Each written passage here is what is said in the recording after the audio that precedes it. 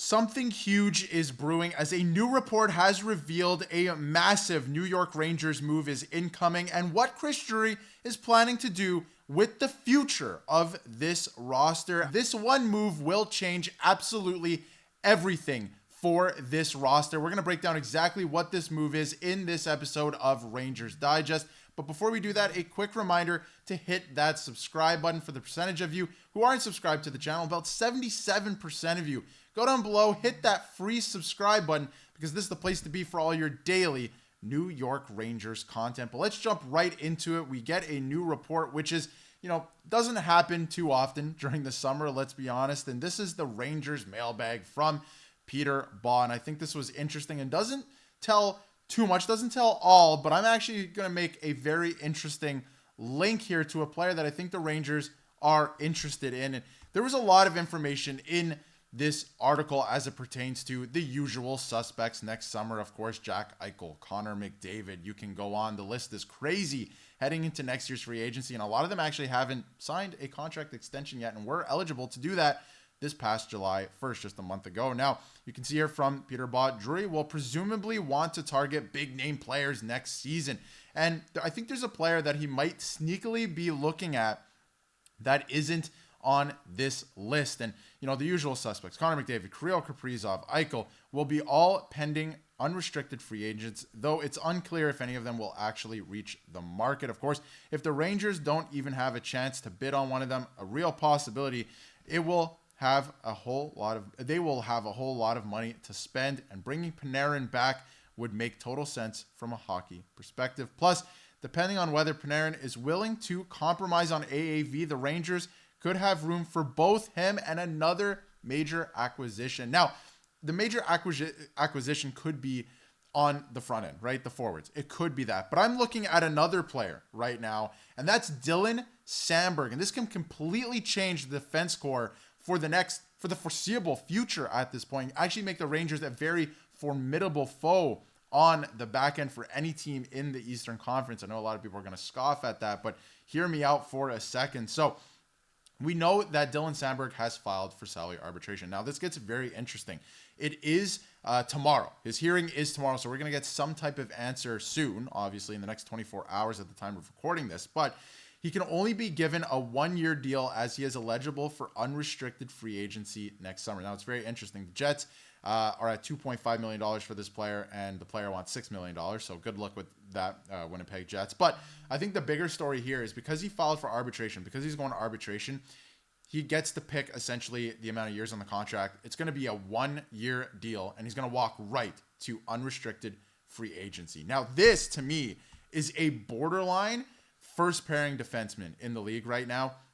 If you look at all the advanced analytics, I say borderline. I'm not saying he is a number one pairing defenseman, but if you have this guy in your top four alongside on the right side, a Braden Schneider, this makes the defense core of the New York Rangers really, really good. And you have some really good prospects coming up, like a Matthew Robertson, a Scott Morrow that could play third pairing minutes again next year.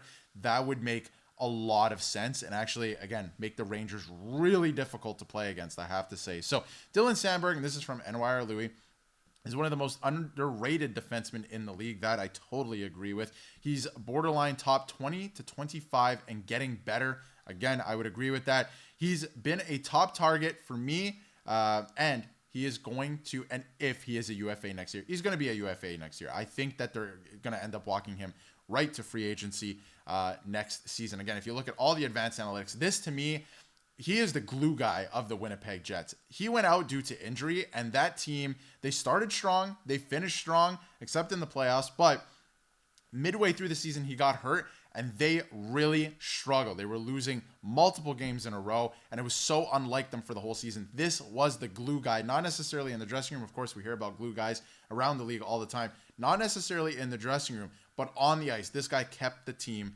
together. So again, that's by all advanced analytics. So you can see here from bench rates too. That's going to come in at maybe $6 million or just over. That is from Michael Ramey's. And he's talking about Dylan Samberg's next contract. And of course, it looks like it's going to be a 1-year contract. After the breakout contract season, Dylan Samberg could ask for more than $6 million, especially on a long-term deal. If he keeps this level up, and he's only 26, keep that in mind. He has a lot of prime years ahead. His power score will be in the $9.7 to $10 million range. Let's keep in mind the salary cap is going up $10 million every summer now. This is not what it was the last couple of years. So obviously everybody's rates are going up, but with the cap rising. So very interesting stuff. As you can see here, advanced analytics in the green, the 90th percentile for many things. Again, to me, he was the glue guy on that team. Absolutely unbelievable defender. And this is from Connor. I still don't think it'll get to this point, but Dylan Samberg signing a 1-year deal through arbitration and becoming a UFA next year would be a massive failure on the Jets' part. But I think that's what he's going to be pushing for, and I think it is actually going to end up being a 1-year deal. Again, it might not be, and this would all be for nothing, but man, if it's a 1-year deal, the Rangers have to be all over this player in free agency next year. Now, are you going to be paying $7-8 million? You might be thinking, Darius, that's crazy. Maybe a little bit, but look at everything that I'm showing you here. The advanced analytics. This is a player that can make a difference in your top 4. And again, if you look at this, he's not a guy that's going to put up a bunch of points or anything like that. But listen, he play and 20 points in 60 games. I mean, that's not bad. He's chipping in for points here and there, but he's going to play north of 20 minutes a night, which is significant. Again, he can play in your top 4. Look at that plus minus last year. His giveaway to takeaway ratio, of course, not many players are going to have more takeaways than giveaways. Let's just be honest. That's just the sport, but his ratio is not that bad. He's young. He's a big body, likes to play physical, can move the puck. And to me, he was a big reason as to why the Winnipeg Jets found a lot of success last year winning the President's Trophy. Now, if you take a look at the lineup, again, this is from Puckpedia. I didn't put this together. I would play them very differently. Let's be honest, right? This is not the way. I hope this is not the way it shakes out. We'll see. But, where would he fit into this lineup? You're probably asking. A lot of these guys are not going to be on the team the season after this season coming up here. So you have to keep that in mind. If you look at the projected salary, again, they barely have any room heading into this season, right? But if you look at next season, you have a ton of salary cap space to work with. On top of course, you have to sign Panarin, but I would imagine he's going to make a little bit less than what he's making now. I mean, I would imagine. He's going to have to make less than what he's making now. So, thinking that way, of course, he's going to be making less. You have a ton of salary cap space to work with. And again, if you look at this, I mean, you have a couple guys that are coming off the books. You have Panarin. You don't know what's happening.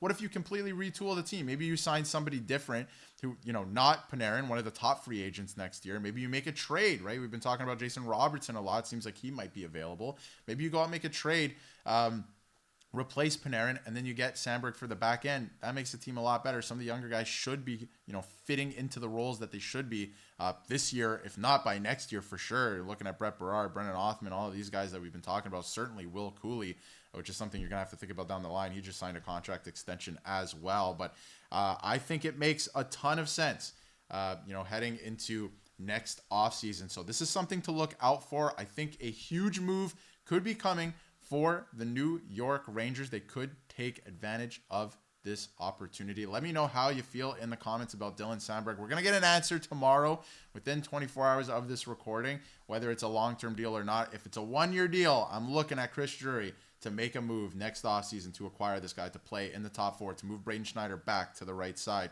which he hasn't technically moved to the left side yet, but I think that's what they're planning to do. And maybe it doesn't work out. We'll see, right? But let me know how you feel in the comments. And if you haven't yet, hit that subscribe button so you can stay up to date with everything New York Rangers.